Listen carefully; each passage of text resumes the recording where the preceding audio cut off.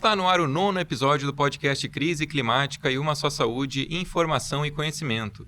Esse podcast integra o plano de ação entre Fiocruz e Embrapa para o combate da crise climática no Rio Grande do Sul. Acompanhe todos os episódios no Spotify e no YouTube da Rede Saúde Única e siga o @RSU Fiocruz no Instagram para assistir aos nossos cortes. Eu sou Marcelo Frei, da Rede Saúde Única. Nesse podcast abordamos temas como mudanças climáticas, prevenção de risco e crises, combate à desinformação e a importância da abordagem integrada de Uma Só Saúde. Falando dos estúdios da ProHub na FAMECOS da PUC-RS, eu sou Gustavo Bus, da Rede Saúde Única Fiocruz. Hoje iremos contar com a participação de Stael Cias. Formada em meteorologia pela UFPEL com mestrado na USP, Stael construiu uma vasta carreira na área. Passou quase 7 anos na Defesa Civil do Estado de São Paulo, onde desenvolveu profundo conhecimento no monitoramento e alerta de tempo severo. Ao explorar o mundo da comunicação meteorológica, trabalhou por 5 anos no grupo RBS, onde se destacou em várias plataformas de mídia, ajudando a traduzir fenômenos meteorológicos complexos em informações acessíveis ao público. Desde 2012, Stael é sócia proprietária do Metsul Meteorologia, onde ela continua a influenciar o campo com boletins de rádio e TV, alertas de meteorologia e consultorias para a Defesa Civil. Stael, muito obrigado. Eu que agradeço a oportunidade, uma alegria poder participar e ter esse bate-papo mais descontraído, mais tranquilo, que a gente pode levar mais conhecimento e informação aí para quem nos acompanhar. Obrigado. E temos a satisfação de receber também Cristóvão Barcelos, pesquisador titular do Instituto de Comunicação e Informação Científica e Tecnológica em Saúde da Fiocruz e coordenador do Observatório de Clima e Saúde da Fundação. Sua trajetória reúne geografia, engenharia civil, biofísica e geoquímica. Ele atua como sanitarista nos estados do Rio de Janeiro e do Rio Grande do Sul e é professor em programas de pós-graduação da Fiocruz e do Instituto Nacional de Saúde de Moçambique. Sua atuação une vigilância em saúde, desigualdades socioespaciais e mudanças ambientais, sempre com forte uso de geoprocessamento e análise espacial, uma presença essencial para entender como o território, clima e saúde se entrelaçam. Cristóvão, muitíssimo obrigado pela tua participação no programa de hoje. Muito obrigado aí pelo convite. Mais uma vez, ressaltando que eu já trabalhei no passado na Secretaria de Saúde do Estado do Rio Grande do Sul e é um prazer colaborar agora um pouco mais, numa situação um pouco mais calma do que a calamidade que a gente sofreu em 2024, que a gente também participamos, mas num momento muito triste da história do Rio Grande do Sul. Isso aí, obrigadíssimo, Cristóvão. Contamos também com a participação da nossa integrante fixa do podcast, Melanie Druta, professora da Unicinos, especialista em neurociência e divulgadora científica. Mel, muito obrigado. Obrigada, gente. E contamos também com o apoio editorial de Aesca Pellegrin, pesquisadora da Embrapa, nesse e nos outros podcasts.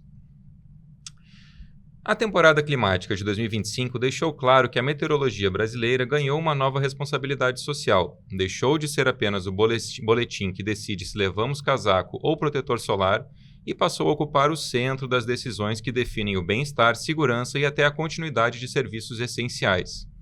A convivência no mesmo país de ondas de calor, estiagens severas, alagamentos históricos e apagões mostrou que clima, infraestrutura e saúde formam um sistema integrado. Entender o que está por trás desses extremos tornou-se uma tarefa de interesse público, e é nesse ponto que saúde, ciência, comunicação e política de proteção se encontram. Ao mesmo tempo, a atuação conjunta entre centros meteorológicos e defesas civis passou a desenhar um novo mapa de cuidado. O alerta precoce e a leitura territorial dos riscos, a vigilância em saúde e a capacidade de comunicar rapidamente o que está por acontecer são dispositivos que salvam vidas antes que o desastre aconteça. É nesse contexto que o episódio de hoje se insere. Convidamos especialistas que ajudam a traduzir um mundo onde clima extremo já não é exceção, mas parte do cotidiano para entender de que maneira o país pode se preparar melhor, proteger comunidades vulneráveis e fortalecer a abordagem integrada de Uma Só Saúde. Não é, Gustavo? Isso aí. Bom, e a gente então começa com o Cristóvão, por favor. Os verões, eles vêm, os anos vêm se passando e cada vez mais as temperaturas se elevam, né? E é sempre assim, um ano supera o anterior, né, em termos de elevação de temperatura. O verão de 25 não foi diferente, né? Foi registrado como o ano mais quente da história E agora a gente recém terminou a COP30, onde a discussão é sobre as mudanças climáticas e a iminente ultrapassagem do limite de 1,5 graus.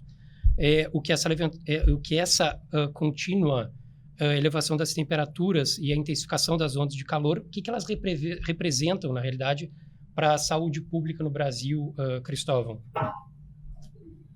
É interessante a gente começar a discussão por temperatura, uma temperatura média, né? Ainda bem que nós temos aqui especialistas em clima, porque a gente parece uma questão muito abstrata, né? Pensar que a Terra, o planeta, a atmosfera se aqueceu 1,5 graus em relação a um período pré-industrial. O que é 1,5 grau? Para a nossa vida cotidiana não é nada. A gente sai de uma sala, entra em outra, de noite, de dia, é muito mais do que 1,5 grau.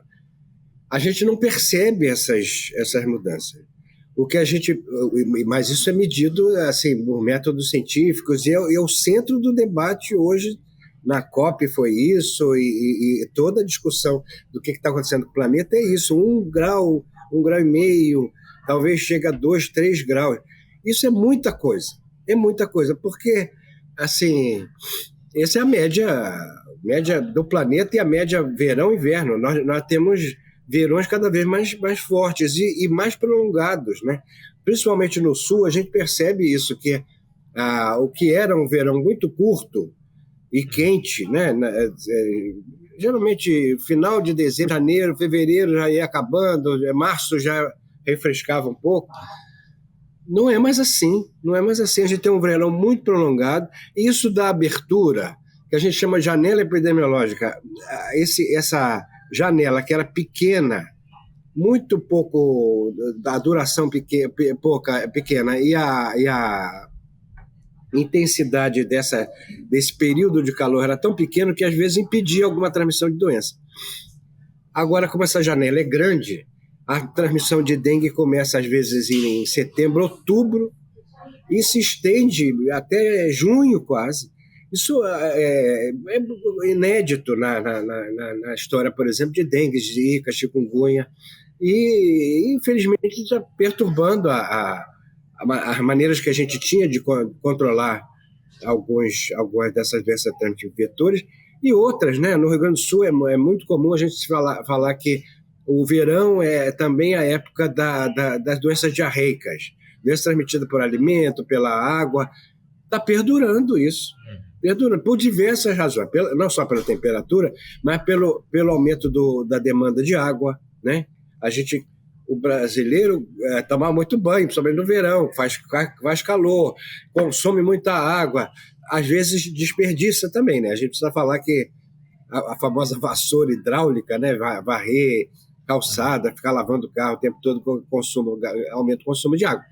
Mas o aumento do consumo também é necessário, e as agências de saneamento têm que se preparar para isso. Se não tiver água suficiente e em qualidade adequada, a gente vai aumentar o número de surtos de diarreia. Esse é terrível do ponto de vista da saúde, né? E pega o sistema de saúde desprevenido, os pais e mães, as escolas, e é perturbador tudo isso. Podemos te ouvir? Posso só fazer um complemento? Claro.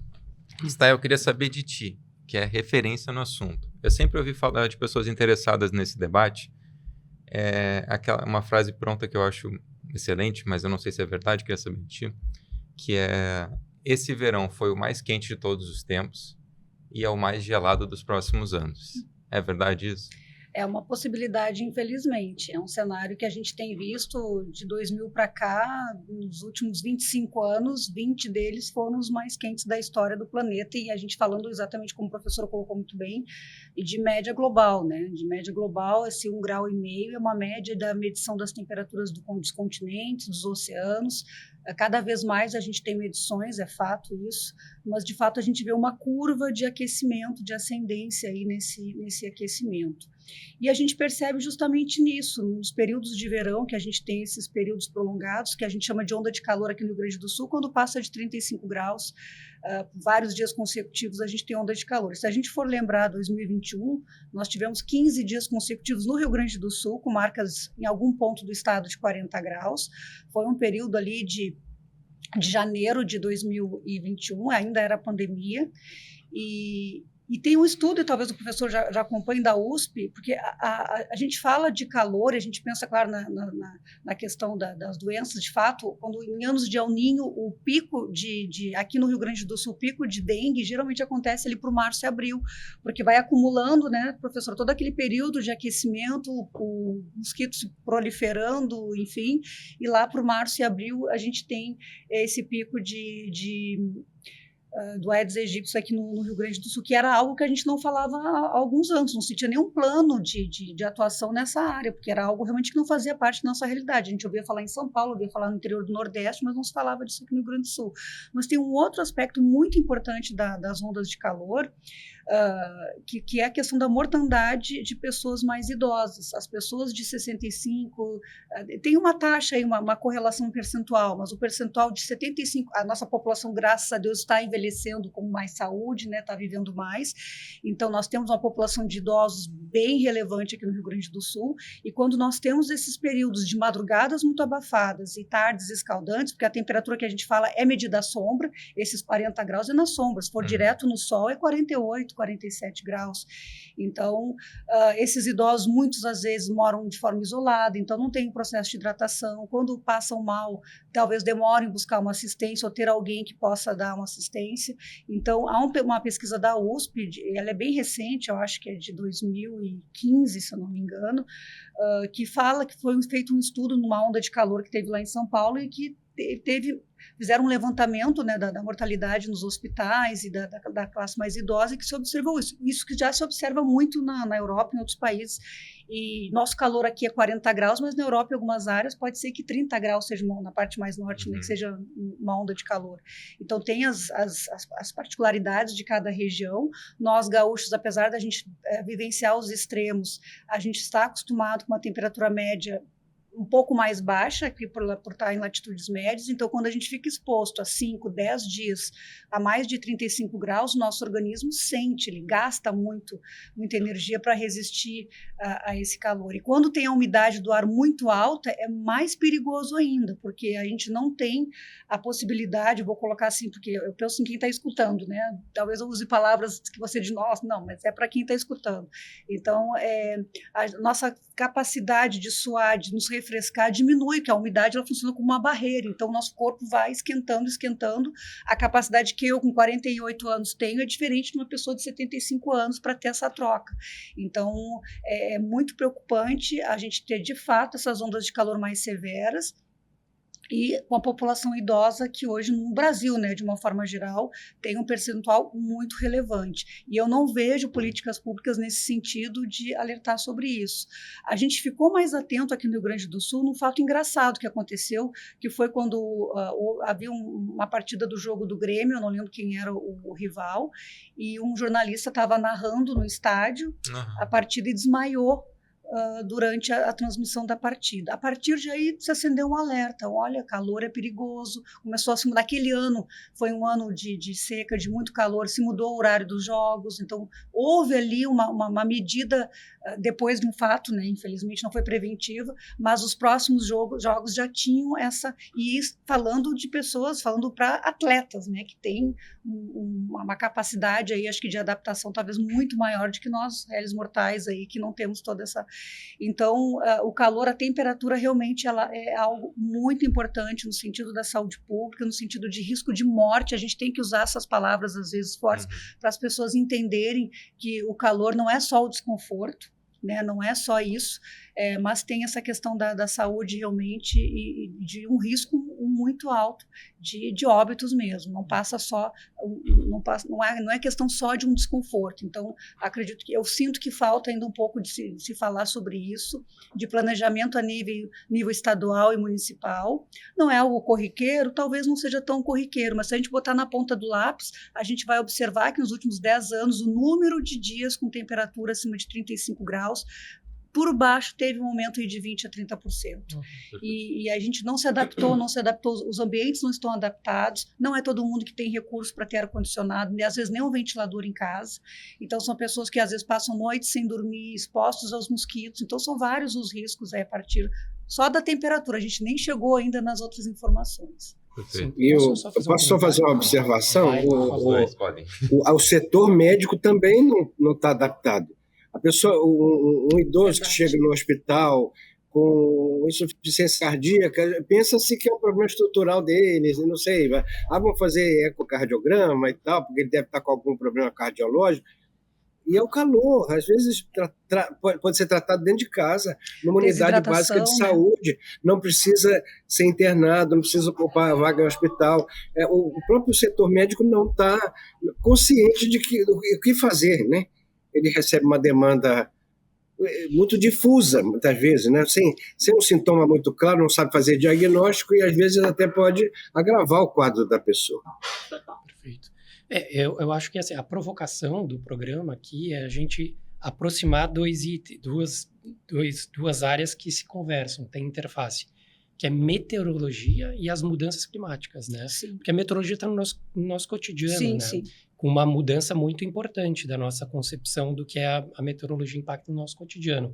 Eu acho que para nós gaúchos aqui, desde o ano passado, de 24, foi quando a gente associa a meteorologia com questões importantes, né? Eu acho que antes disso a gente só se preocupava, né, como a gente ia falando, se vai chover, se eu preciso levar um guarda-chuva, se eu preciso usar um protetor solar, que é meio óbvio, mas, sabe, tinha uma conotação um pouco mais do cotidiano. Hoje é de uma conotação de segurança mesmo, né? Quando tem um alerta meteorológico, a gente realmente presta atenção. Tu percebe que as pessoas, elas vêm com essa ideia agora sobre a meteorologia? Com certeza, até porque na Metsul a gente é muito assediado nas redes sociais, a gente tem um alcance assim, muito grande, né? Isso é pro lado bom e ruim, né? Como tudo, mas as pessoas, na verdade, as pessoas ainda não se recuperaram, né? Na verdade, elas estão traumatizadas, então toda vez que eu falo em vento, se fala a palavra ciclone, El Ninho, então essas palavras, elas viraram realmente um fantasma na memória dos gaúchos e é um verdadeiro pânico, a ansiedade climática, ela é real, muitas pessoas não buscaram ajuda ainda para fazer um tratamento, para enfrentar isso, que aí vem a saúde mental também relacionada às mudanças climáticas, que é uma percepção que eu tenho, assim, e é qualquer idade, é criança com medo de chuva, que não dorme, é adulto, é idoso, é profissional que trabalhou durante toda aquela tragédia climática. Então, a saúde mental entra também, acho que nessa conta aí, dessa interface entre meteorologia e saúde, e a gente viu depois, muito depois da enchente, mas eu acho que já começou ali na pandemia, quando a gente teve aquele ciclone bomba entre julho e agosto de 2021, na sequência, a gente teve aquela onda de calor extrema lá em São Paulo. Depois a gente teve aquelas rabubes, aquelas nuvens de poeira geradas pelas tempestades que vieram depois da estação seca. E também foi um ano que teve extremos de calor, marcas históricas, 44 graus, quase a maior temperatura do Brasil nos últimos anos. Então a gente vem de um período aí de 4, 5 anos de vários extremos e não escolhendo regiões, né? Todas as regiões, se a gente for buscar na memória aí dos últimos 5 anos, todas as regiões do Brasil tiveram alguma situação extrema que a gente não tem assim na memória recente, algo como teve em Ribeirão Preto, aqueles incêndios que foi para dentro da área urbana, que pegou condomínios de luxo, o Rio Grande do Sul nem se fala, o Paraná recentemente com essa onda de tornados. Então é um desdobramento de fenômenos que faz com que a população comece a ter essa percepção da pior forma, né? Infelizmente da pior forma, que é passando por... Hoje não duvido que exista alguém que a gente conheça que não passou por alguma perda em razão de mudança climática. Duvido. Há 5, 10 anos atrás, isso era aquela mentalidade, a população mais vulnerável, ele mora em costa, ele mora no lugar errado, ele não deveria estar morando lá. E hoje não tem isso, não escolhe mais classe social, hoje ninguém é indiferente, ninguém é completamente protegido de mudança climática, né? Então, e a intenção aqui não é trazer nenhum pânico, né, para as pessoas, é só mostrar que realmente a mudança é fato, ela não está mais no campo do futuro, da previsão, ela é presente e a gente tem que transformar esse medo, esse pânico em informação, porque o que eu percebo é que há de fato, depois disso, uma evolução dos sistemas de alerta, o poder público se posicionando, colocando muitas vezes o seu próprio rosto a serviço da meteorologia, dos alertas, para dar um peso maior ao governador, ao prefeito, enfim. Mas a população ainda está muito despreparada para uma situação de alerta. A população não sabe o que fazer, a população não entende as informações ainda.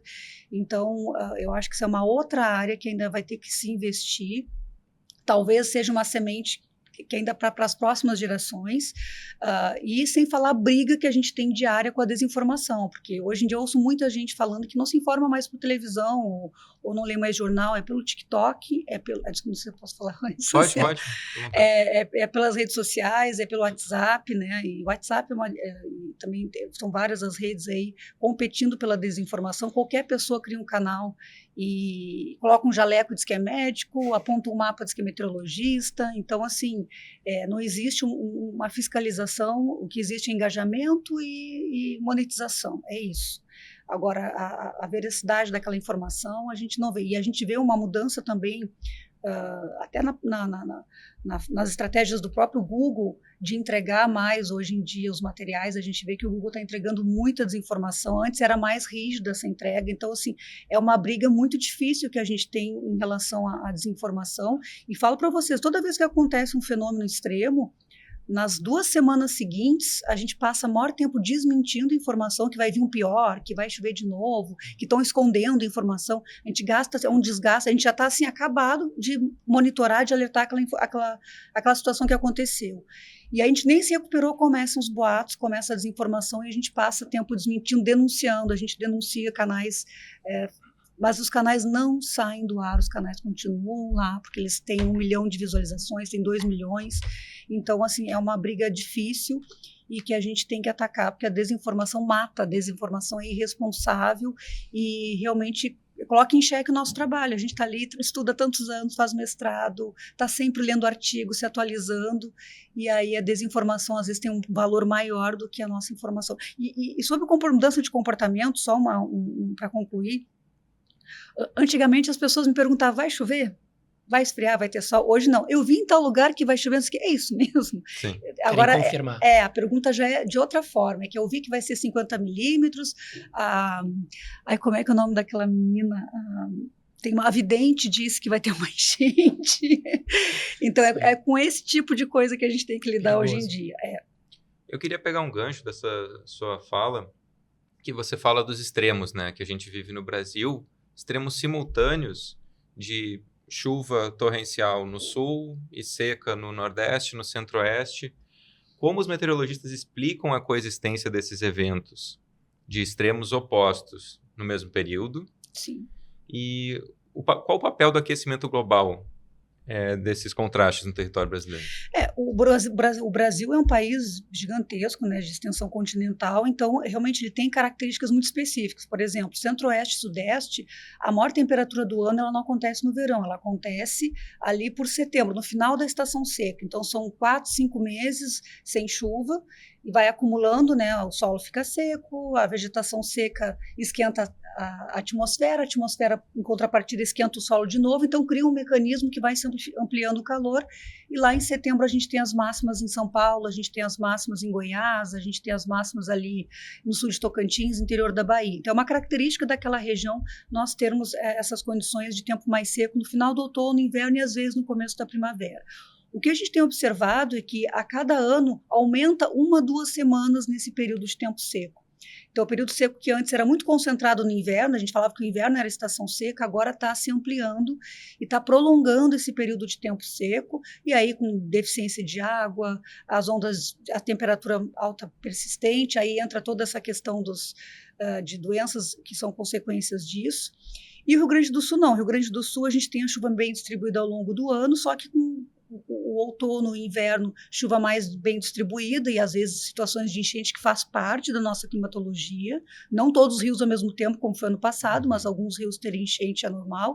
E a primavera e verão os temporais. Então são essas características. Então é como se fosse uma gangorra, né, para ficar mais claro entender. Quando está seco lá, está chovendo aqui. Quando está seco aqui ou diminuindo a chuva, está chovendo lá, que é o que vai acontecer a partir de agora. A partir de agora, a gente vai fazer muito alerta de chuva nesses próximos dias aí para o interior da Bahia, Tocantins, São Paulo, Minas Gerais, Goiás, Mato Grosso. Começa a chover lá e agora começa a estiagem aqui. Dezembro vai ser um mês de pouquíssima chuva e de vários dias de calor. Então, começa a inverter. Então, tem a característica geral do Brasil, que é típica, a redução da chuva na região amazônica também, tudo, mas quando entra as condições de variabilidade natural, que é anos de El Niño e Laninha. El Niño chove mais aqui, reduz a chuva no norte e nordeste. Laninha o contrário. Agora nós estamos em Laninha, deve chover mais no interior do nordeste e norte, que é o período da agricultura para o nordeste. Eles celebram o Laninha, enquanto que o gaúcho amarga aqui as estiagens. Então entra essa variabilidade natural. O que aconteceu em 2024 é que todos os vetores que a gente pode analisar para fazer chover mais no Rio Grande do Sul, todos eles estavam acontecendo no mesmo momento. Nós tínhamos El Niño, nós tínhamos o bloqueio atmosférico no centro do país, nós tínhamos o Oceano Atlântico mais quente, nós tínhamos a oscilação antártica também liberando ar frio no sul do continente com mais contraste, gerando também temporais. Então, tudo que a gente analisa, e isso a gente faz sempre, né? Só que a gente não vai falar tudo isso nos boletins, né? Para não ficar tão técnico. Então, tudo que tinha para gerar chuva, e tinha também o planeta, todos os oceanos estavam mais quentes.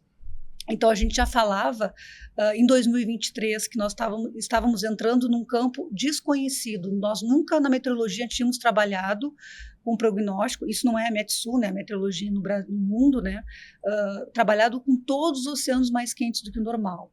E quando a temperatura do mar ela é mais alta, agora a gente fala de ondas de calor marinha, não é só mais ondas de calor no continente, ela está liberando muito mais energia para a atmosfera, muito mais vapor d'água, e esse vapor d'água, em algum lugar, ele vai se transformar em chuva. E foi o que aconteceu no ano passado. Quando a gente olhava o vapor d'água no mundo, ele teve um aumento de 5%, que parece pouco, mas é muita coisa, e a região que mais tinha vapor d'água, o que a gente chama de água precipitável, é a água que está lá na atmosfera pronta para virar chuva. Aí vai depender do que vai acontecer para ela se transformar em chuva. Era aqui na América do Sul. E era justamente toda convergindo aqui na direção da Argentina, Rio Grande do Sul, Santa Catarina e Paraguai. Então se criou uma condição, a tempestade perfeita, né? Foi o que a gente teve no passado. E se a gente for olhar pelo mundo inteiro, a gente teve situações extremas, foi na Alemanha, enfim, agora há pouco a França teve recorde de temperatura, então a gente vê extremos pelo mundo todo. Mas falando do Brasil, tem as características, então, terminando para responder a tua pergunta, as características do nosso continente, a variabilidade e essas condições do aquecimento global que torna esses extremos mais frequentes. Um dado de chuva de Porto Alegre, a gente fez um estudo de 100 anos, olhando a mesma estação de Porto Alegre do INMET, que está ali no Jardim Botânico, ela passou um tempo fora do Jardim Botânico, mas por ali, desde 1912. Então, nós temos 113 anos de medição de chuva lá. O que a gente observou, e o próprio Instituto Nacional de Meteorologia faz, média de 30 anos para a gente ter referência. O que é normal chover em março, em abril e maio? De 30 a 60 é uma média, de 60 a 90 é outra, de 90 a 2020 é outra. Na média de 90 a 2020, houve um aumento da chuva na capital, por exemplo, e isso aconteceu em outras estações. Mas não quer dizer que está chovendo melhor assim, para a agricultura, quer dizer que tem mais extremos acontecendo e quando a gente soma o total do mês, esse volume é maior. Tanto é que uma empresa que constrói asfalto aqui no Rio Grande do Sul nos pediu um estudo que o asfalto que eles construíam lá na década de 50, 70 não resiste hoje mais no mesmo tempo. Eles têm que fazer manutenção antes e pediram um estudo para entender se tinha mudado alguma coisa no campo da chuva. Claro que eles consideraram o aumento do tráfego, de número de carros, caminhões, enfim. E aumentou 35% de 93 para cá os eventos de 50 milímetros por dia. 50 milímetros por dia alaga Porto Alegre.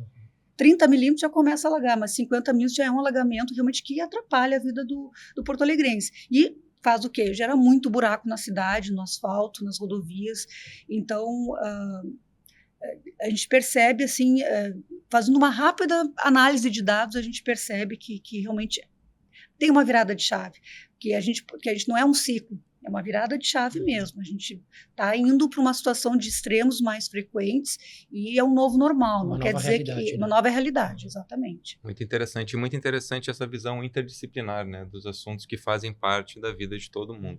Cristóvão, você gostaria de complementar esse debate sobre os extremos opostos e o aquecimento global, talvez olhando um pouco para o lado da saúde?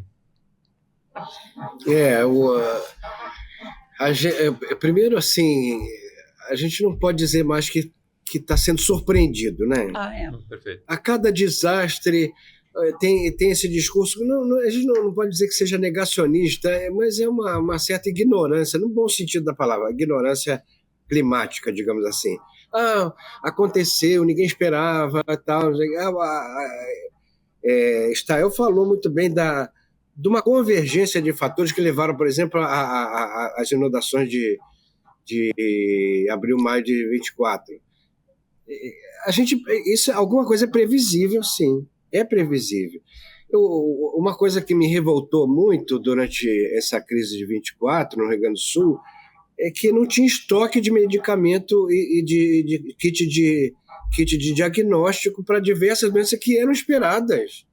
Como é que todo mundo sabia que ia ter algumas, não do volume que teve e com a extensão que teve as chuvas e a inundação do Rio Grande do Sul em 24, mas sabia que era uma temporada de diversas doenças e que a gente precisava ter um mínimo de preparação, né? Não dá para dizer o tempo todo que a incerteza, a imprevisibilidade. A saúde também tem um papel de construção de modelos, né, de previsão, que é possível, sim. A gente não sabe exatamente quantas pessoas vão ser atingidas, quantas podem ficar doentes, quando exatamente vai ser, mas tem a previsão de verão, por exemplo, como o INPE e o MET fazem previsão para sazonal, que a gente chama, né? Na próxima estação vai acontecer isso, aquilo. A gente também tem que se preparar na saúde, né? Uma coisa do Rio Grande do Sul que é perigosa é assim, o serviço de saúde é bastante desmobilizado no verão. Isso aconteceu quando eu trabalhava também na Secretaria de Saúde daí. Muita gente tira férias. Mas as doenças não tiram férias, a chuva não tira férias, a falta de água não tira férias, a contaminação da água, até de abastecimento, não tira férias. Então, assim, a gente tem que se adequar a esse mundo novo, né? A grande tragédia de Paris também, em 2003, que morreram milhares principalmente idosos, mas milhares de pessoas em Paris com onda de calor, foi agravada porque todo mundo estava de férias também. Não somos contra as férias, não, mas algum tipo de revezamento, de estrutura mínima tem que ser mantida para atender o pico de demanda que a gente tem no verão, principalmente verão El Niño, verão com aquecimento da água do mar. Alguma previsibilidade a gente tem. Eu só queria ouvir essa frase: a saúde não tira férias. Melanie, o que você pensa disso? Eu acho que eu concordo com o que os colegas estão trazendo, porque faz parte, né, da resiliência que a sociedade vai buscar construir ainda mais, fortificar, não só nos períodos comuns, mas também durante os eventos, né, a gente ter esse preparo, essa inteligência epidemiológica, inteligência meteorológica, unindo tudo isso nessa interface da Uma Só Saúde, né, que é onde todo mundo se encontra para entender o cenário integrado. E a gente vê que isso parte também de vários problemas, né, vários desafios. O próprio local onde as unidades de saúde estão localizados, né, tem muitas unidades que estão em locais alagáveis.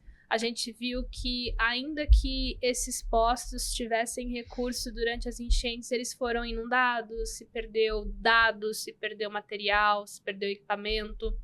Então, eu concordo muito com o que os colegas estão trazendo. A Stael trouxe um ponto muito importante, né, que é essa falta de conhecimento de como se organizar durante um evento extremo. Mas eu acho que o problema ele é ainda anterior. É uma falta da própria governança não ter estabelecido critérios básicos, critérios lógicos de como articular os recursos do local para uma vez isso estabelecido, informar de uma forma assertiva para as pessoas onde é o abrigo do seu bairro, onde é o local onde um hospital de campanha vai ser instalado se tu precisar, quais são os telefones que tu vai ligar, coisas básicas assim. E a gente vê que desde 2024 a gente não teve um avanço importante sobre isso. E a gente já teve em 2025 novos alagamentos, porque como tu bem falou, 50 centímetros já começa, né, a alagar a cidade. Quem dirá a região das ilhas, quem dirá outras regiões que frequentemente estão alagando, né, todo ano, basicamente.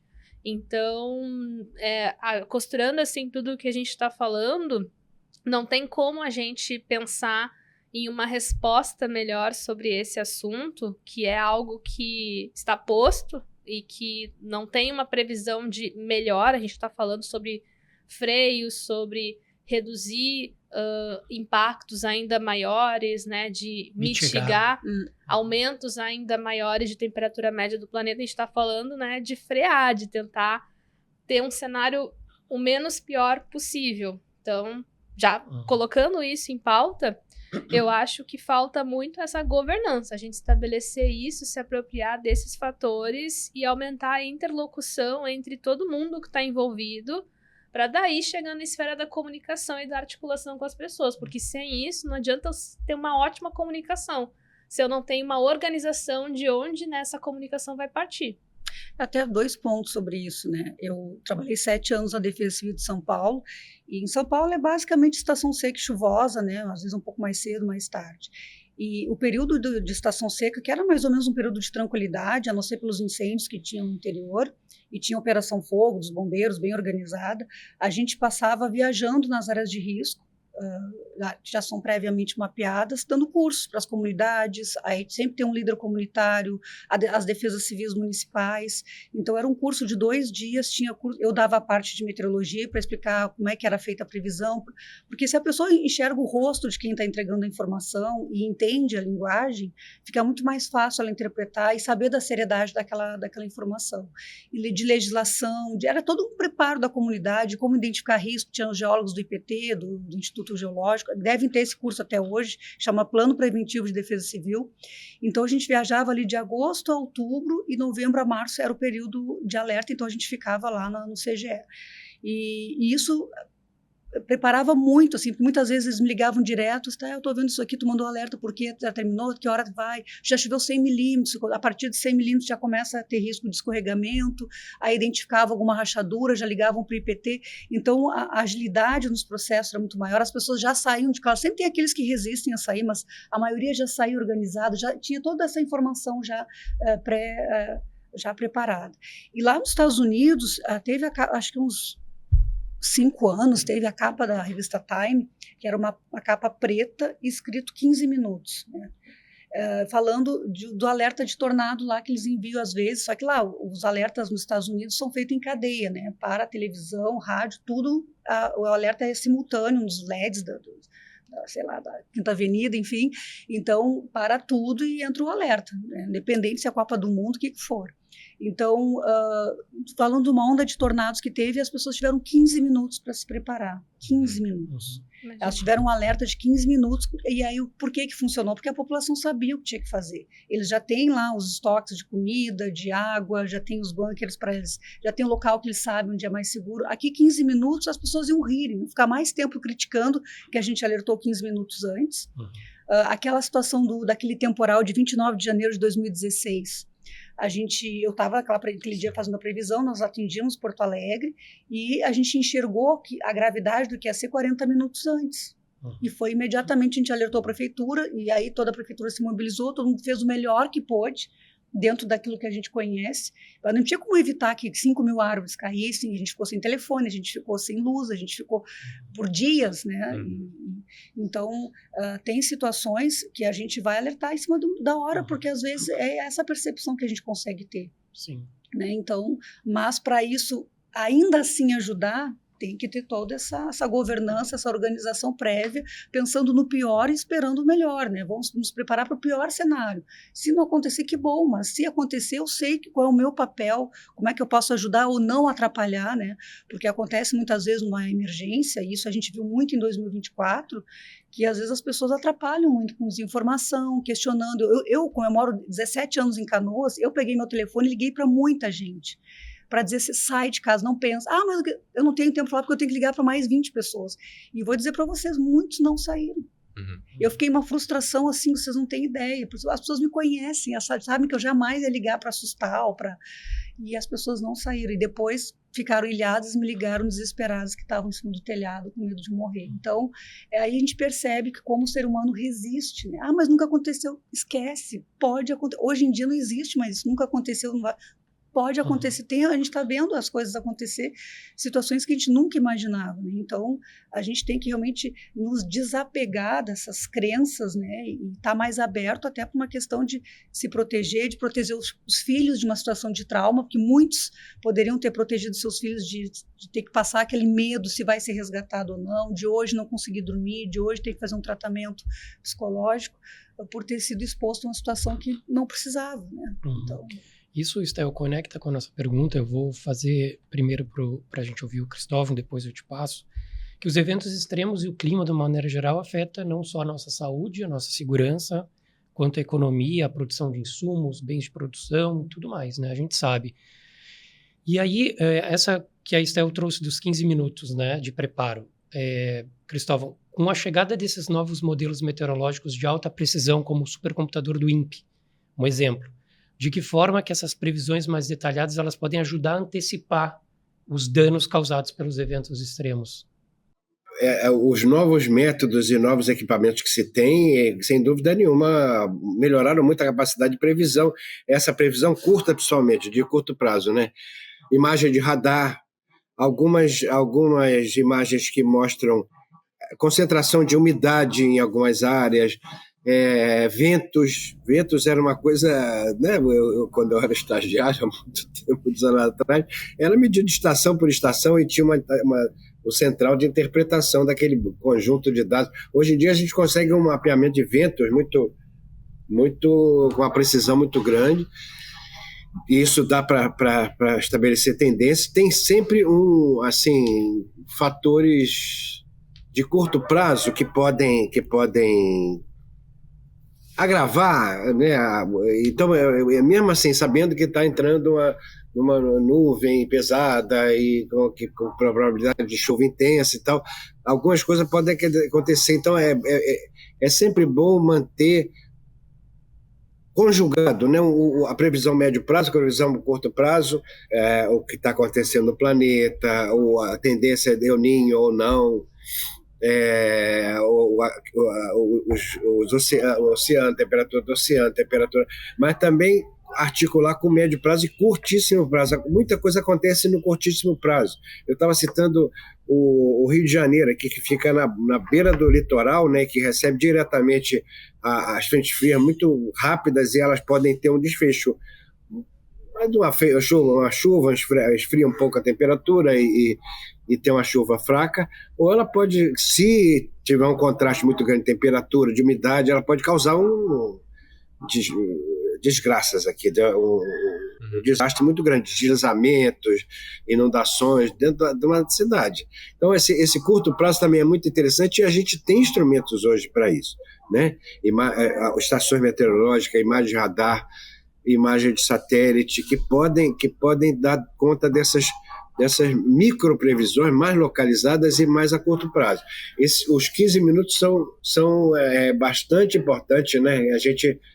Agora, duas coisas que a Estael falou que eu acho importante. Primeiro, da credibilidade das instituições, né? Quem tá falando? É a tiazinha do Zap ou é um instituto de renome, né? É uma instituição que geralmente tem responsabilidade, que tem mais credibilidade científica, etc. Tem equipamentos, tem técnicas. E a segunda coisa é saber o que fazer, né? Emitido o alerta, as pessoas têm que saber o que fazer, não dá para ensinar na hora. Olha, enchente, a gente faz isso, chuva, a gente faz, risco de deslizamento faz... Isso tem que estar na cabeça de todo mundo, ou pelo menos de alguns líderes comunitários, né, que vão de alguma maneira conduzir, né, as ações de emergência, claro, as instituições de governo, defesa civil, o SUS, isso tudo tem que estar pronto para atuação uma vez emitido o alerta. Não basta o alerta. Não, a modelagem hoje em dia tem evoluído demais e já vai entrando nesse contexto a inteligência artificial também, que ainda está no processo, porque ela tem que aprender, né, com os dados, né, então isso ainda vai demorar um pouco, mas hoje em dia a previsão a gente fazia com uma grade, assim, a cada recorte de um quadradinho de 30 quilômetros. Hoje em dia a gente chega a 2 quilômetros de quadradinho. Hoje em dia eu consigo fazer previsão por bairro, se eu quiser.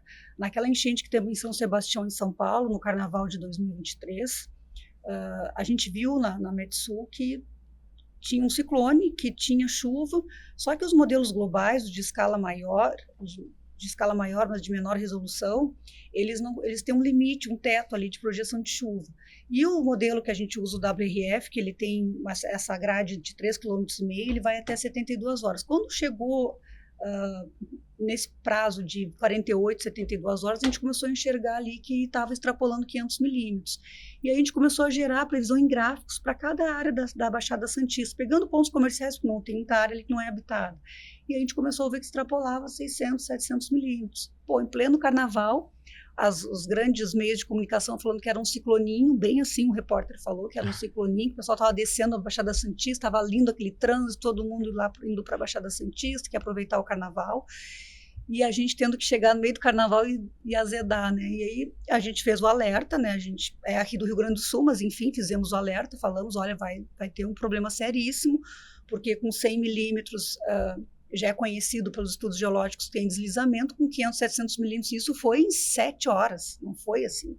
Então, é o que choveu aqui no Rio Grande do Sul em 10 dias, né? Então, é um volume excepcional, se fosse aqui no Rio Grande do Sul também ia dar uma tragédia enorme, assim, em qualquer lugar do mundo, aliás. E a Metsul foi a única que fez esse alerta.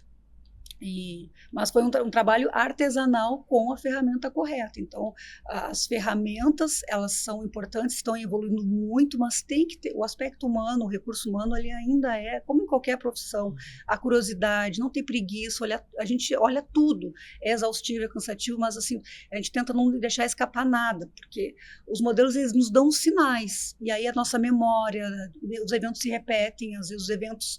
E não é só o evento, né? Porque uma coisa é olhar o céu, a chuva, é entender o relevo da região, entender as vulnerabilidades. Por exemplo, para fazer previsão aqui de cheia de rio no Rio Grande do Sul, é só quem conhece a hidrologia do Rio Grande do Sul. Tem gente que não sabe como é que é no Taquari antes, a velocidade que desce a água ali, e nos dá o resultado que a gente viu em Cruzeiro do Sul, que as casas sobrou um restinho de casa, porque a velocidade que foi, a correnteza destruiu tudo que encontrou pela frente, diferente do Guaíba e do Rio dos Sinos, aqui na região metropolitana, que nós ficamos 30 dias, porque ele tem uma velocidade de escoamento muito lenta por causa da Lagoa dos Patos. Quem não conhece isso, não consegue fazer um alerta que, de fato, se converta numa ação do poder público ou da população, porque vai chover muito, tá, mas o que vai acontecer? Vai dar enchente, mas onde? Quando? Quem tem que sair? Então, tem todo um conhecimento multidisciplinar, né, como vocês bem colocaram, para a gente conseguir realmente fazer um alerta que a população consiga se proteger. Então, não é algo tão raso, conhece meteorologia, é bom em previsão do tempo, ele vai resolver. Não, tem que ter todo esse conhecimento da região, ir lá na área de risco, conversar com as pessoas, buscar os históricos, entender o porquê que às vezes só enche o Caí e o Rio dos Sinos e não enche o Guaíba, por que o Guaíba, quando chove muito no Jacuí, nós tivemos enchente esse ano no Jacuí, que foi a terceira maior da história. De 41 foi o Jacuí. Tivemos enchente Alegrete 3 vezes esse ano, que foi o rio lá, agora eu esqueci do nome. O Vacacaí também encheu, o Rio Santa Maria, são vários os rios ali do oeste. Então, quem não conhece a geografia de São Paulo, quem não conhece a geografia do Rio Grande do Sul, ou seja, qualquer outro estado ou cidade mesmo, não tem capacidade também de fazer um alerta. Então, é um trabalho de equipe, e a Defesa Civil, uma coisa crítica que eu tenho, assim, a questão que a Defesa Civil muitas vezes é um cargo político, ela não é um cargo de carreira, então não tem ninguém que tenha memória na cidade, ou principalmente na cidade, porque é na cidade que as coisas acontecem. Então tem que ter alguém lá que está há 15 anos trabalhando naquela mesma cidade, que conhece o cidadão que mora lá na beira do rio, que quando vê esse jaleco lá, vai dizer, não, eu conheço aquele senhor, ele disse que é para eu sair, é porque que ele já sabe que vai dar enchente. Agora, chega um desconhecido lá, que não conhece rio, que não sabe nada, as pessoas não vão ter confiança naquele alerta. Então, a Defesa Civil é quem representa todo esse status de alerta, e esse cara, essa pessoa tem que ter investimento de curso, de capacitação, de conhecimento. Acho até que viajar, por exemplo, para lugares onde isso é de ponta, como os Estados Unidos, ter esse conhecimento de tudo que tem de tecnologia para saber qual é o melhor sensor para usar, a melhor estação meteorológica que a enchente não leva, de saber esses planos de contingência que já se faz com tanta experiência numa onda de tornados, por exemplo. Tornados estão acontecendo com maior frequência aqui no sul do Brasil, não é só Rio Grande do Sul, olha o Paraná que aconteceu.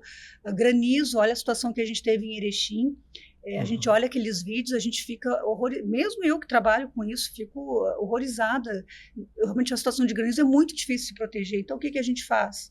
Eu vi uma matéria que está tendo um investimento de um mecanismo anti-granizo, tenho sérias dúvidas se isso funciona, que é bombardear, e um investimento de escala de milhões. Eu acho que acho que todo o movimento para a proteção da população e também principalmente a questão o granizo tem um prejuízo enorme na agricultura, né? Acho que é louvável, né? Mas a gente tem que ter calma, né? Não pode ser assim tem que ser assertivo, né? Exato, tem que ter um estudo, tem que, né? E o Brasil tem uma infraestrutura de previsão meteorológica boa? Não. O Instituto Nacional de Meteorologia, assim, eu sinto muito pelos colegas, está sucateado, não tem tido concurso público para preencher as vagas das pessoas que já se aposentaram. O INPE, o CPTEC tinha uma estrutura de previsão também que nós temos esse supercomputador, mas falta ainda muito material humano. Então, acho que o Ministério de Ciência e Tecnologia e mesmo da Agricultura, eles precisavam investir mais, cada um dentro da sua expertise, e aí entrar o Ministério da Integração Nacional para a Defesa Civil, né? Teve o investimento do CEMADEM, com pluviômetros em vários, questão de poucos anos aí em todo o Brasil, só que falta manutenção, então muitas vezes essa manutenção não é feita, então a gente fica sem informação. Então tem muito para avançar, mas eu volto a falar, os equipamentos, eles são ferramentas, né? Mas a gente tem que ter meteorologista ativo, com essa memória também nas cidades. Para vocês terem ideia, em 2023, em junho de 2023, eu liguei para a FAMURS, um contato que eu tinha lá, e me ofereci para fazer uma palestra voluntária, gratuita, que se eles tivessem algum evento, não, na verdade foi em maio, se eles tivessem algum evento que unisse todos os municípios gaúchos, só por acaso vai ter em Restinga Seca uma reunião de todos os municípios em junho, que é aí, dia 6 de junho de 2023. Fui. O que eles me deram foi o hotel para ficar lá. E eu fui no meu carro, tudo. Fiz uma palestra, falei do El Niño. Falei que ia ser um super El Niño. Falei, já é tarde, mas é o momento que eu consegui vir aqui. Estruturem suas defesas civis, se preparem, porque nós vamos ter enchente. É o Ninho que acontece. Não dá para dizer realmente, não serve mais esse argumento, fui pego de surpresa, porque no Rio Grande do Sul é o Ninho, é enchente na primavera do primeiro ano e no outono do ano seguinte. Então isso, eu não tinha como dizer que ia ter enchente em 2024 daquela proporção, mas eu falei, olha, se preparem para a primavera desse ano, vocês vão ter muito trabalho com a Defesa Civil, e no ano que vem, no outono, vão ter enchente também. Foi isso que eu disse. É pouca informação? Não é pouca informação, isso é muita informação. E se traduziu em tudo que aconteceu em Roca Salles e Mussum naquele ano, e depois do estado... Eu falei o dia 6 de setembro, porque no dia 7 foi declarado o início oficial do El Niño. No dia 6 ainda não tinha El Niño, quando eu participei dessa reunião, no dia 7 foi declarado o início do El Niño. E aí eu falei do El Niño, Super El Niño, e que nós tínhamos todos os oceanos do planeta mais quentes, que nós estávamos num terreno desconhecido, então nós teríamos extremos, provavelmente, e está lá, tem a apresentação guardada, e tem uma matéria no site da FAMURS até, que provavelmente nós teríamos algo para lembrar de 41. Então, assim, a gente sabia que ia ser algo muito sério, mas não teria como dizer a data, não tinha como dizer, mas sabe, é primavera e outono do ano seguinte. Então, assim, alguma ação dá para fazer, estruturar os municípios, já saber, a gente já sabe as áreas que costumam alagar, os rios que transbordam, as pontes que são levadas, enfim, as populações mais ribeirinhas, então é possível fazer alguma organização, por menor que seja, né? Então, é frustrante, assim, eu penso assim, eu me sinto muito frustrada quando eu olho o retrospecto, assim, de tudo que foi, e todo o trabalho que a gente faz, muitas vezes ouvir que ninguém fez nada, que ninguém avisou, e a gente estava ali gritando, mas as pessoas não ouviam, né? Então... Essa cultura eu acho que vai mudar, né? As pessoas Não, agora estão mais agora tem mudado, atentas, né? muito atentas, e toda vez que a gente fazia alerta, a gente sempre ouvia que a gente estava fazendo alarmismo, que a gente queria assustar, que a gente queria dar nomes aos fenômenos, que antigamente não tinha ciclone, sempre teve. E que bom que a gente está evoluindo ao ponto de a gente poder falar o nome dos fenômenos, para as pessoas entenderem que se eu falar ciclone, tem que ficar preocupado. Se eu falar só frente fria, talvez seja... nos Estados Unidos, o meteorologista, ele apresenta a previsão do tempo nos jornais, não é jornalista, e ele usa mapa cru de meteorologia. Está lá baixa pressão, está o ciclone, está os fenômenos, está o jato de baixos níveis, e a população entende. Então, as pessoas têm essa resistência, acham que um nome... As pessoas têm que entender, elas precisam entender isso. Esse conhecimento é que vai ajudar, muitas vezes, elas a se protegerem. Algum comentário, Mel? Não, eu acho que é bem isso assim também. E isso só vai ser possível com a familiarização que essas pessoas vão ter com esses conceitos, né? E aí eu particularmente acho que uma forma de fazer isso, né, e a gente vem falando muito isso, é esse preparo pré-crise. A gente está continuamente trazendo isso para a vida das pessoas antes da crise acontecer. Ter todo esse preparo pós-crise, né, da gente se organizar, ajeitar as coisas e retomar o que foi perdido. Mas todo esse pré-crise é essencial, é a gente não deixar apagar da memória das pessoas o que aconteceu, manter um estado de atenção e de respostas o mais rápido possível quando os alertas aparecerem, no tempo em que for possível. Mas no momento em que eu tenho isso e as pessoas finalmente entendem que não é alarmismo eu estar continuamente lembrando sobre algo, e sim justamente prevenção de que a gente reage igual ou pior do que foi feito antes, é aí que a gente vê uma grande mudança. E eu acho que é importante consolidar a participação dos nossos especialistas, e acho muito legal as pessoas terem essa coragem de mostrarem seus rostos nas redes sociais, de tentarem criar esse vínculo, essa aproximação, essa relação de confiança. Mas a gente também pode explorar quem já tem. A gente tem hoje um número muito grande de popularizadores de ciência que falam sobre clima, que falam sobre saúde, que falam sobre as duas coisas juntos, inclusive. E essas pessoas já têm grandes audiências, as pessoas já têm uma relação com o seu público, elas já têm elementos de amplificação e que podem dar voz a essas pessoas que estão mais nessa linha de operacionalização, de entender o fenômeno, de, né, construir a informação que vai ser depois divulgada. E eu acho que a gente está muito desarticulado nesse aspecto. E é muito importante que a gente cada vez mais pense, olhe para essas parcerias, porque a partir disso é que a gente vai conseguir criar uma cultura pré-crise, que eu acho que é tão ou até mais importante do que a cultura da crise.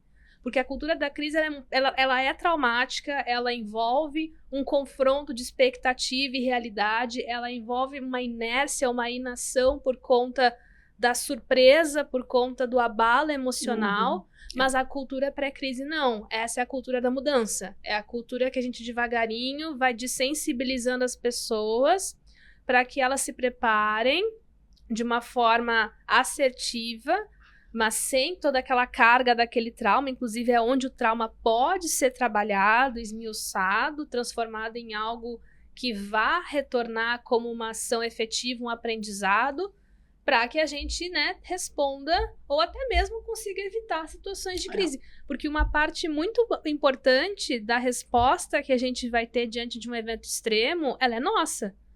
Ela envolve, claro, o impacto do fenômeno. É muito importante a gente saber que estamos num terreno desconhecido por conta do aquecimento dos rios, tem essa convergência de variáveis, tudo isso é essencial e isso molda a gravidade do evento.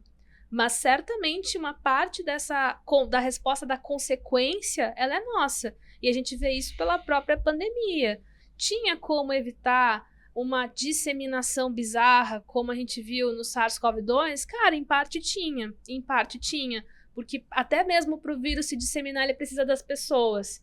E o comportamento das pessoas é importante nesse aspecto. Talvez eu não conseguisse evitar, em muitos níveis, a sua evolução.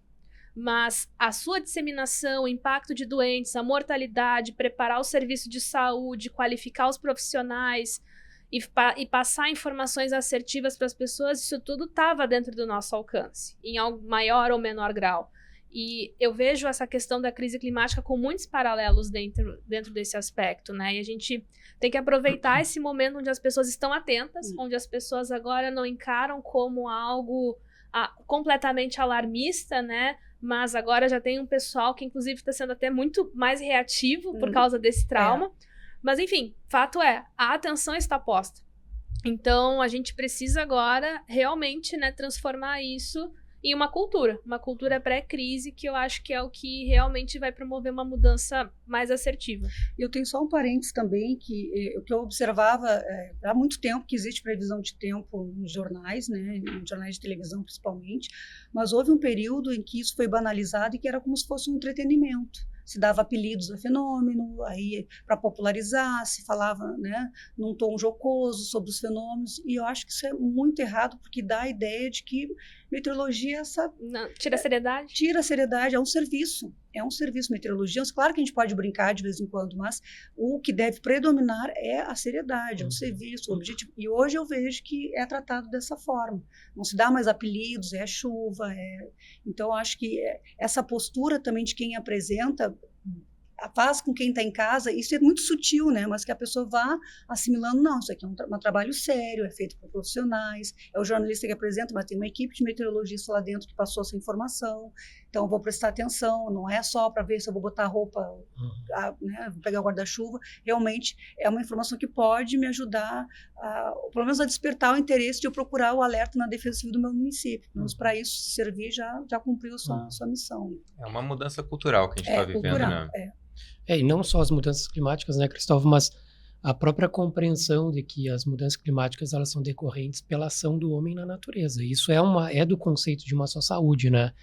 E quando a gente traz essa abordagem integrada de uma só saúde, onde a gente articula território, vigilância, meteorologia, o cuidado clínico, como é que essa coordenação ela pode contribuir para uma resposta sanitária mais rápida em eventos extremos como o que a gente vem vivendo nos últimos tempos? A gente teve essa discussão até na COP agora de Belém, né? Qual é o papel da saúde? Quando a gente fala saúde, é um conjunto gigantesco de atividades, né? Tem os hospitais, que são os mais evidentes, mas também tem a vacinação, tem a educação em saúde, tem a formação de profissionais de saúde, tem que a gente chama de atenção primária em saúde, a vigilância. A saúde ela é vista muitas vezes como fim de linha, né? Aonde explodem os problemas. Acho que está falhando, não? Não, estamos te ouvindo bem. Tá bem. A saúde é vista como a consequência de tudo, né? Você tem uma crise alimentar, você tem chuvas, você tem falhas de medicamentos. A saúde sempre paga o preço final. Mas ela é muito mais do que isso. Ela tem a capacidade também de destrinchar um problema, de tentar entender a complexidade dos problemas. Esse conjunto de pessoas que estão procurando serviço de saúde é porque não foram vacinadas anteriormente, porque houve falha de produção, porque não conseguiu se comprar, porque os profissionais não estavam capacitados, porque existem falhas estruturais do sistema de educação brasileiro, porque existem as desigualdades, porque existe a mudança climática, né? Levantar todos esses problemas ajuda a gente a entender aonde intervir. Então, ao mesmo tempo que a saúde tem essa tarefa permanente de cuidar das emergências, houve uma emergência, tem que atuar. A saúde não pode dar as costas para as emergências, mas tem que se precaver, tem que se armar de uma maneira adequada para enfrentar novas crises e intervir nas diversas pré-condições que geraram a crise, né? Inclusive, a gente pensar no enfrentamento da própria mudança climática, né? A saúde, dizem algumas pessoas que fizeram esse balanço, que é responsável por 5% das emissões de gases de efeito estufa. É pouco. mas a gente também pode reduzir isso. Quais são os setores que estão emitindo mais, mais gases de efeito estufa? Será que dá para reduzir? Será que a gente precisa banir o petróleo para isso? O que dá para se fazer antes de banir o petróleo? Qual é foi chamado agora na COP30 do mapa do caminho, mapa do que fazer até uma mudança mais radical na economia? Inclusive, não só na produção, mas no consumo, né? A gente consome muitas coisas baseadas em plástico. É assustador, né? A gente ir sobre o mercado, me dá um pouco de tristeza. Prateleiras e mais prateleiras de embalagem de plástico para limpeza, para produto de limpeza, para alimentos, para assim, pensar que aquilo tudo vai virar um lixo, gente. Vai para o lixo aquilo tudo, em pouco tempo. Será que a gente também não pode mudar a maneira de consumir? Isso tem a ver com nossos hábitos alimentares, nossos hábitos culturais, né? Que tem que sofrer algumas mudanças também, não só para proteger a gente, mas pensando no planeta, pensando nos outros, pensando nas novas gerações, né? Não é só a gente. Que mundo que a gente vai deixar para os mais jovens, né? Vamos tentar deixar o mundo mais limpo, mais seguro. Isso envolve uma quantidade enorme de investimentos, né? De esforços que estão sendo feitos, né? Não estou aqui sendo pessimista total, não, mas alguns esforços, algumas áreas andando mais rapidamente, outras áreas menos. Acho que a saúde tem sido vanguarda nessa discussão, sim. Tem sido. Pensar no mundo de maneira mais integrada, né? A saúde única tem essa proposta de unir atividades que têm a ver com a saúde animal, saúde vegetal, questões ambientais, a saúde humana e o clima envolvido nisso, mas não é o clima pelo clima, quais são as consequências e causas dessas mudanças climáticas, né? Tem que pensar nesse todo, pensar nesse todo não é para gerar pânico nem perplexidade, né? O mundo é muito complicado. Não, o mundo é esse e nós temos lugares e situações que a gente deve intervir com mais intensidade, com mais rapidez, maior prioridade. Eu acho que a saúde única e outras tentativas de se pensar na saúde como um objeto amplo, né? Uma ampla conjunto de atividades de proteção da vida humana. É isso, saúde é proteção da vida humana, só isso. Só que para isso a gente precisa fazer muita coisa além de cuidar de hospital. Então, eu acho bastante interessante isso, que a saúde tenha saído na vanguarda. Pelo menos na COP30 aconteceu isso. A saúde saiu na vanguarda para pensar num mundo de maior proteção, não só para nós, as próximas gerações, para os animais, para a vegetação, para o ambiente em geral. Um comentário, Estel, sobre a gente aproximar a questão das mudanças climáticas, do desequilíbrio climático, como sendo em decorrência da nossa ação sobre o meio ambiente? Eu vejo assim, uma certa resistência nessas adaptações, né? Vamos falar da agricultura 4.0, por exemplo, né? Que é algo que tem se falado bastante, e essa procura também de reduzir as pegadas de carbono, está começando a aparecer isso no Rio Grande do Sul. Eu participo de alguns eventos onde eu levo previsão para agricultores, né? Enfim, pelo estado, e num desses eventos apareceu um rapaz que tem uma empresa, agora me fugiu o nome da empresa, para falar justamente sobre isso, sobre carbono, sobre como fazer para as práticas, boas práticas, né, de carbono, e que eles têm uma equipe para orientações aqui no Rio Grande do Sul. Então, a primeira empresa falando sobre isso, comercializando isso, mas trazendo essa possibilidade. Então, a gente começa a ver alguns sinais assim e até para o comércio em geral, né? Alguns consumidores têm essa exigência também. Então, para tu conseguir chegar em alguns mercados internacionais hoje, a agricultura também tem que estar com outras práticas, já não dá para ser pensando em exportação, os grandes produtores. Então, eu vejo um movimento na sociedade em geral existe um movimento, né? Mas eu acho que ele começa dentro de casa, com o nosso exemplo, e aí isso vai... Eu vejo as próximas gerações, eu vejo assim, eu tenho um filho de 20 anos e uma filha de 11 anos. Eu acho que eles já têm uma cabeça diferente da gente, assim, de menos consumismo, de ser mais minimalista, de não necessitar de tanta roupa, de tanto sapato.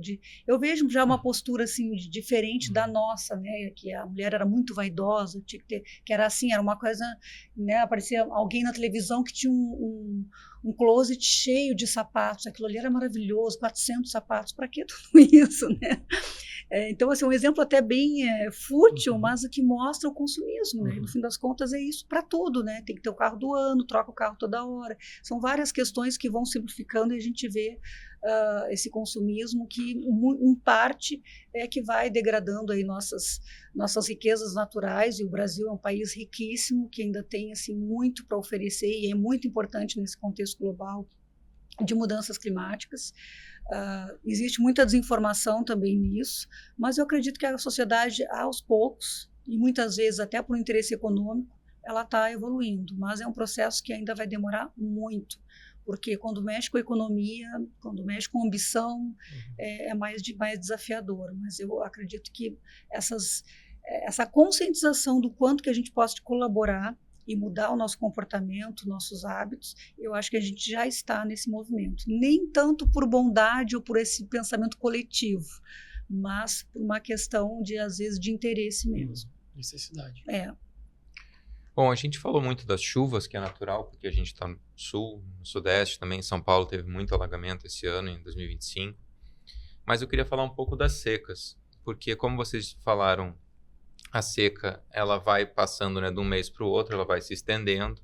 E, sobretudo, em 2023 e 2024, houve secas na Amazônia de uma forma que comunidades inteiras ficaram desassistidas. E isso significa muito lá onde a assistência se dá de forma fluvial. Lá não tem ambulância, lá tem ambulância. Porque para chegar em determinadas comunidades precisa atravessar 6 dias de barco, saindo de Manaus, né? Então, eu queria saber, começar a pergunta falando com o Cristóvão, depois eu quero ouvir todo mundo aqui na mesa, como a meteorologia de alta precisão pode ajudar a antecipar esse tipo de colapso territorial? De que maneira as iniciativas que monitoram qualidade do ar, integrando com vigilância ambiental e saúde, pode fortalecer a atuação preditiva para comunidades como essas? Vulneráveis, né? Cristóvão. Exato. Esse caso da Amazônia é preocupante mesmo. A gente teve até pico de malária, de incidência de malária, porque não chegavam os medicamentos nas comunidades mais vulneráveis, né? Geralmente pessoal que está trabalhando diretamente na mata, por mineração, ou por construção de estrada, ou grupos indígenas, né? Ficaram durante muito tempo abandonados e tudo pode acontecer.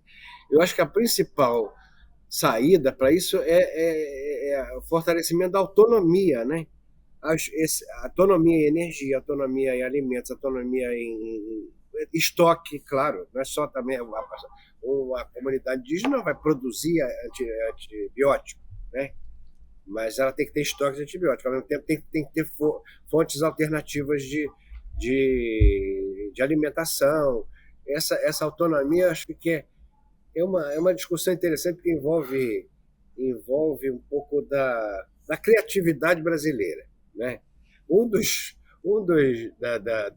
itens do plano de adaptação que foi mostrado na COP30 trata exatamente da capacidade de inovação, né?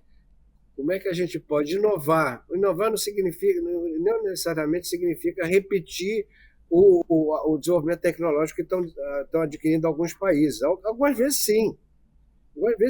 Importar tecnologia não tem o menor problema. Isso deve ser uma prática nossa aqui também.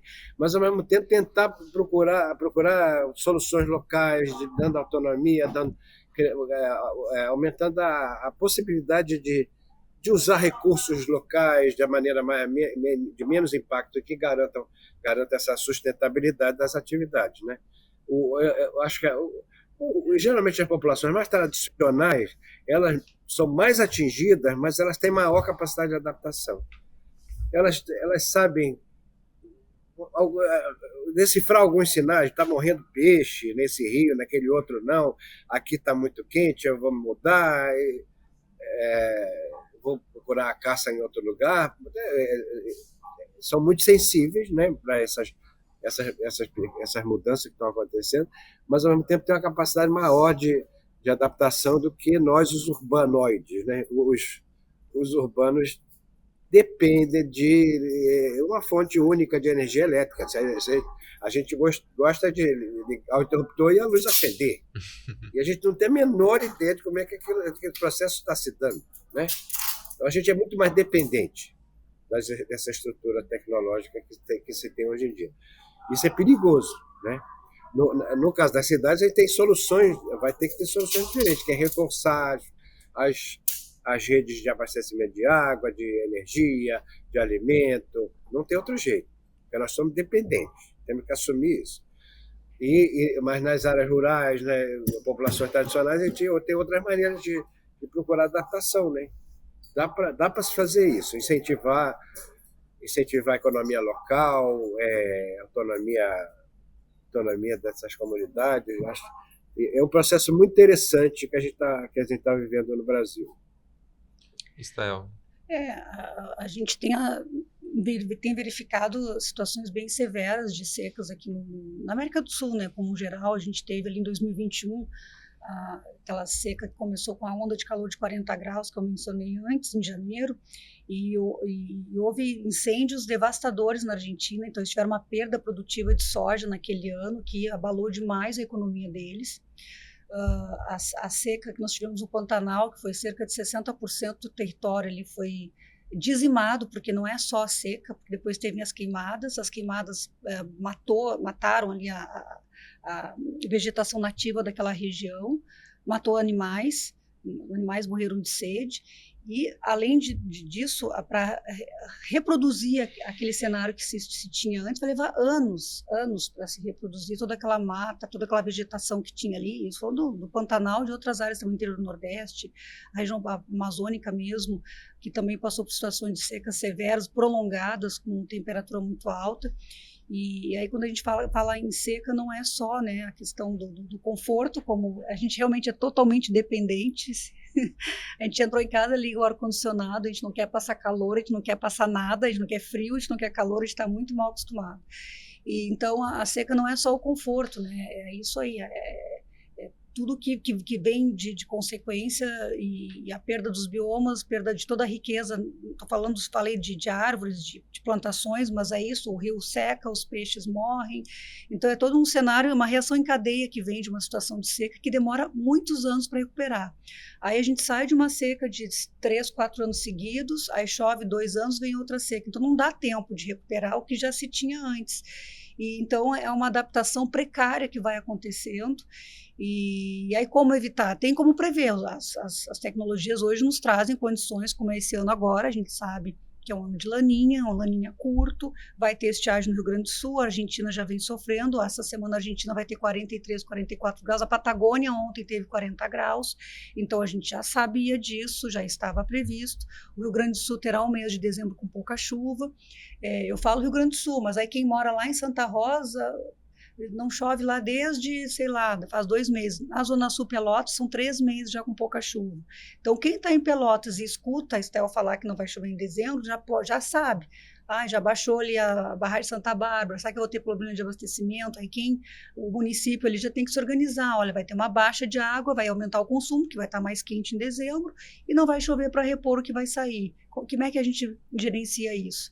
Então, as tecnologias, as informações estão aí. Agora, a informação tem que sair disso, né, da informação, e virar uma ação que, de fato, vá fazer um planejamento, nem que seja assim, em cima da hora. Então, para fazer racionamento, Bagé, que tem sempre racionamento, já está na hora de fazer, já está na hora de pensar nisso.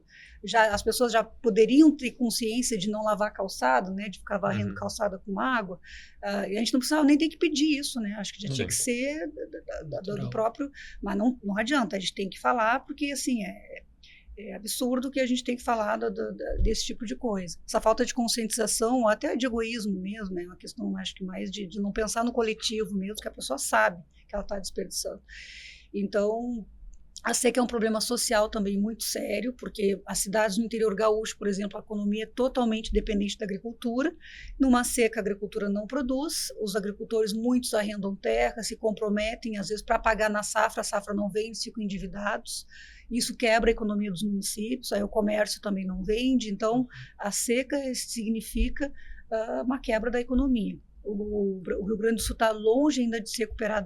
Primeiro a gente teve a pandemia, né? Já teve toda uma questão, depois veio a enchente, ou várias enchentes, e agora uma situação de seca, que nós tivemos também secas ali em 2021, 2023, que foi uma seca de 3 anos, que 2023 foi gravíssima, quase 100% dos municípios com alguma consequência de seca, depois quase 100% com situação de estiagem, mas não houve uma recuperação, porque a enchente foi isso, ela foi arrasadora, depois escoou para o oceano, mas isso não foi o suficiente para nos reorganizar, porque o solo, depois de muito tempo compactado pela seca, ele não absorve, então a água fica superficial da enchente, do alagamento, mas a água não entra onde a raiz precisa buscar o alimento para crescer as lavouras. Então, esses extremos também não quer dizer, então, mas choveu tudo isso, como é que a agricultura não, né? Que a água não entra, né? Então, não infiltra como precisa. Então, a informação existe, os modelos nos trazem condições de prever. Agora mesmo a gente vai falar amanhã em Metsul, eu não posso falar amanhã, né? Acho que não. Não, vai ser daqui a em algum momento. Vou recomeçar aqui.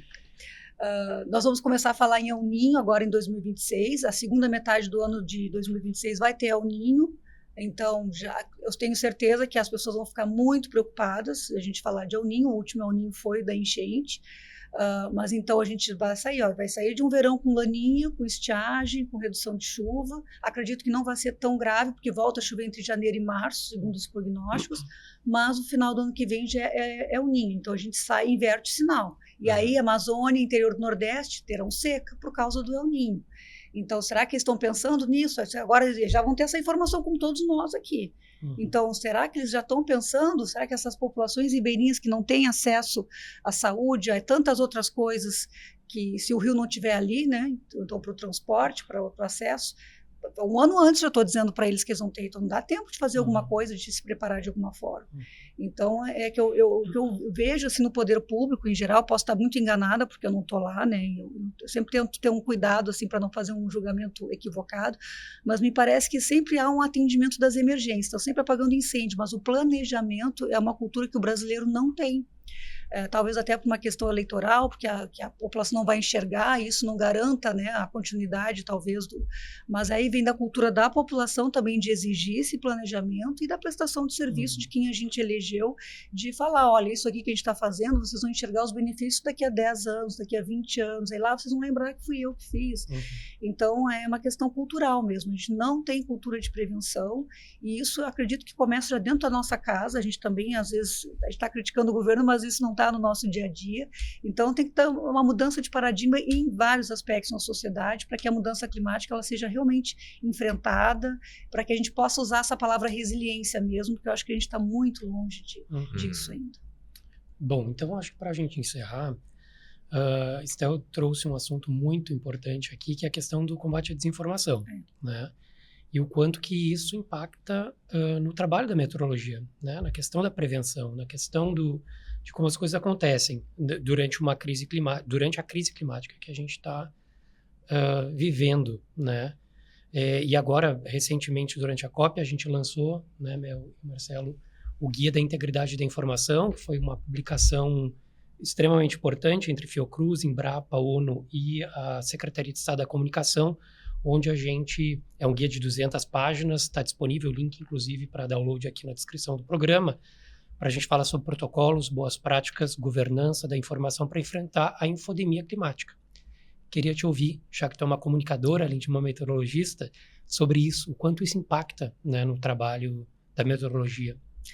Totalmente, né? A desinformação faz a gente fazer um retrabalho diário, muitas vezes, porque a gente faz a previsão de um ciclone e alguém divulga um vídeo que algo muito estranho está para acontecer no Rio Grande do Sul, e aí cria aquele pavor, e aí eu vou olhar o vídeo dele, teve 1 milhão de visualizações, e o meu falando, alertando, e só informando teve, sei lá, 50 mil. Então, houve uma mudança, né, nos hábitos de consumo de informação, isso é nítido, as pessoas hoje, elas... houve todo um processo aqui no Brasil, né, de polarização política. Quando o assunto cai na polarização, esquece, porque aí cada um se apega à sua verdade, e se algo está na direita, eu sou da esquerda e não vou acreditar, e vice-versa. Então, a gente tem que sempre fugir de politizar, e assim, eu tenho o máximo cuidado até nas palavras, às vezes, que a gente vai falar, porque se cair numa palavrinha errada, eu já fui acusada de várias coisas nas redes sociais, e... Então, assim, além da desinformação, tem esses grupos muito bem definidos, né, políticos, que trabalham com isso. Né? Então, isso também atrapalha o nosso trabalho, porque às vezes a gente quer informar para o agricultor, outras vezes a gente quer falar para a prevenção, outras vezes a gente quer falar de comportamento, outras vezes a gente quer falar de mudanças climáticas. Existe uma parcela da população que ainda não percebe. E foi feita uma pesquisa agora recentemente, né? E tem uma porção importante da população que não enxerga, que não entende que a mudança climática está aí, que acha que é a teoria de conspiração, que é um ciclo. Então, existe uma parcela que a gente... E não é no Brasil, isso é no mundo inteiro, e é uma parcela assim que eu já percebi que as pessoas desistiram de convencer, porque é uma parcela pequena, barulhenta e muito radical, que não adianta. Então, a gente tem que trabalhar, é um esforço diário. Eu espero que haja na sociedade alguma forma de fiscalização desses, que eu acho que eu estou sempre ali no CREA denunciando, né? Acho que eles nem me aguentam mais, levando assim, olha, esse canal está desinformando, as pessoas estão assustadas. Então, assim, a gente não consegue atender todo mundo quando acontece uma crise climática, um desastre.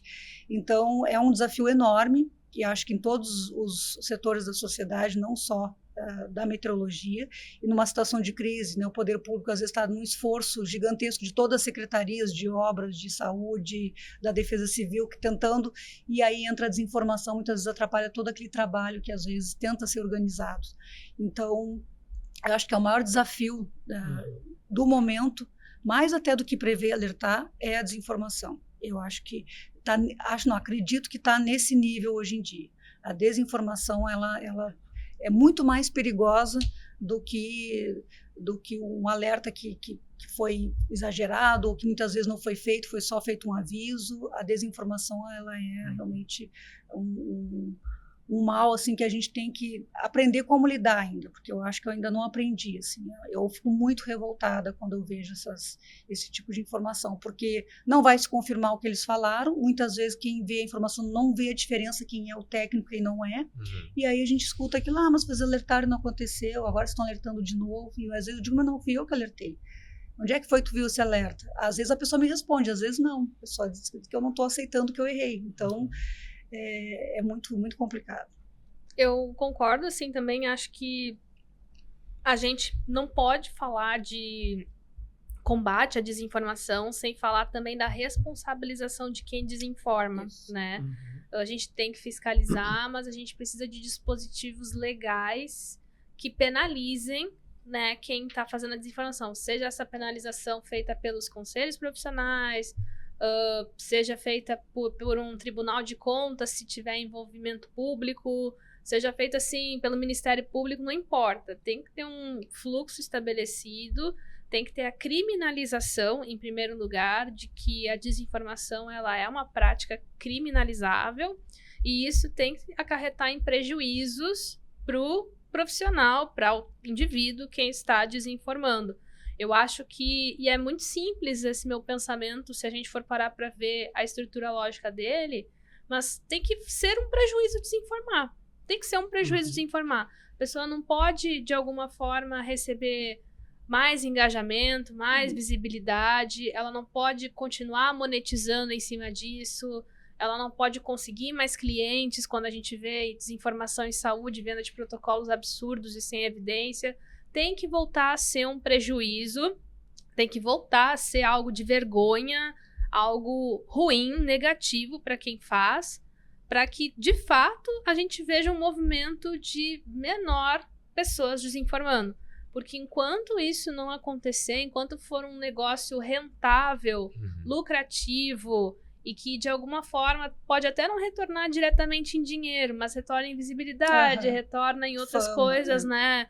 Que alimentam outras paixões da pessoa, a gente não vai avançar nesse assunto pelo simples fato de que falar a verdade, ter o compromisso com a verdade, é nós que temos, não quem desinforma. E se nós temos esse compromisso, nosso trabalho ele é muito mais demorado. O feedback dele, né, no sentido de construir uma comunidade, um senso de cultura, ele é a longo prazo. Ele envolve uma dedicação, envolve uma qualificação. Muitas vezes a pessoa, para fazer um vídeo de 3 minutos, ela se qualificou 10 anos pensando graduação, mestrado, doutorado, para reunir o que é necessário e estar ali sintetizando aquela informação, transformando aquela informação em algo que vai realmente ser assertivo naquela comunicação, vai ser íntegro em sua essência com a informação original. Então a gente vê que uma simples lógica de matemática, o nosso trabalho ele envolve muito mais tempo, ele é muito mais devagar, ele é extremamente rico e extremamente importante, mas quem desinforma não tem compromisso nenhum com isso. Então, é muito desigual esse combate, se a gente for parar para ver, se a gente não tiver apoio institucional, uma moderação mais qualificada e robusta das próprias redes sociais, dos ambientes digitais e uma penalização de quem desinforma, a gente não vai avançar nesse combate de uma forma efetiva. E isso não, de forma alguma está sendo dito para desestimular quem está fazendo ou quem quer fazer. Pelo contrário, precisamos cada vez mais de pessoas comprometidas com essa integridade e com a comunicação assertiva e acessível para pessoas de diferentes níveis de conhecimento, inclusive o público leigo, inclusive o público que não está em redes sociais, né? Então é muito importante a gente ter esse engajamento, mas nós temos que olhar para essa realidade e entender que este trabalho de formiguinha não é suficiente. Assim como também não é suficiente esse trabalho de formiguinha para resolver muitos aspectos da crise climática. Enquanto não tiver penalização, enquanto não tiver comprometimento de quem mais está poluindo, quem mais está emitindo gases de efeito estufa, quem mais está agravando um cenário que é muito sentido por quem menos está participando disso, inclusive, nós também não vamos avançar nas nossas metas, nos nossos objetivos, que é frear, evitar um cenário mais grave para todo mundo, inclusive. Então, vejam que em maior ou menor escala, nós estamos falando de problemas que têm uma lógica estrutural comum. E não é fácil criar caminhos para resolver isso, mas nós não estamos hoje no momento de discutir se vamos ou não fazer isso hoje. A gente está no momento de que nós temos que operacionalizar isso hoje. E é essencial a gente ter essa noção, porque eu fui ensinada, quando eu estava no colégio, que eu ia sentir tudo que eu estou sentindo hoje daqui a 50 anos. Então, para mim, eu cresci numa cultura de que não era agora que o pior ia acontecer, mas está acontecendo.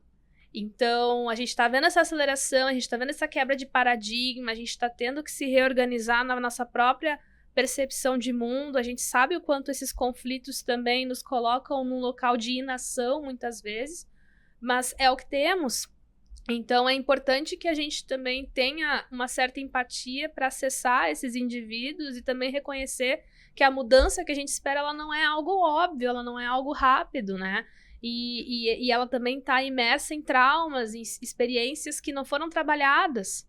Então, como é que eu vou, né, diante de tudo isso, encontrar soluções se eu não tenho os apoios institucionais, se eu não tenho engajamento, se eu não tenho um plano de ação, se eu não tenho governança de quem tem muito mais autoridade para fazer essa articulação, onde eu posso me envolver e exercer o melhor que a minha expertise pode proporcionar.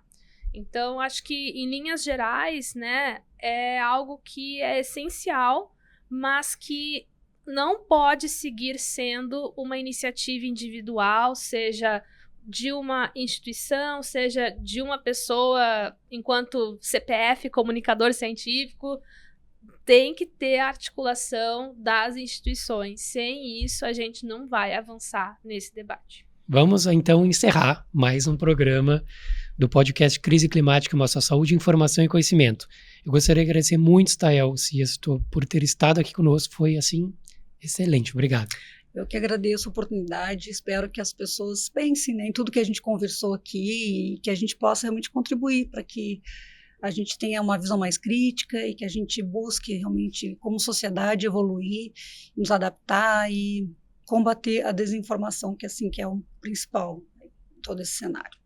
Agradecemos também Cristóvão Barcelos pela excelente participação no programa de hoje. E, Mel, muitíssimo obrigado por mais um programa. Eu que agradeço. Muito obrigada, gente. Todos os episódios do nosso podcast estão disponíveis no Spotify e no YouTube da Rede Saúde Única. Siga também o @RSU Fiocruz no Instagram para acompanhar os cortes do podcast Crise Climática e Uma Só Saúde. Agradecemos também a ProHub, a Famecos e a PUC pelo apoio técnico e de infraestrutura na gravação deste podcast. Muito obrigado e até o próximo. Valeu, tchau, tchau.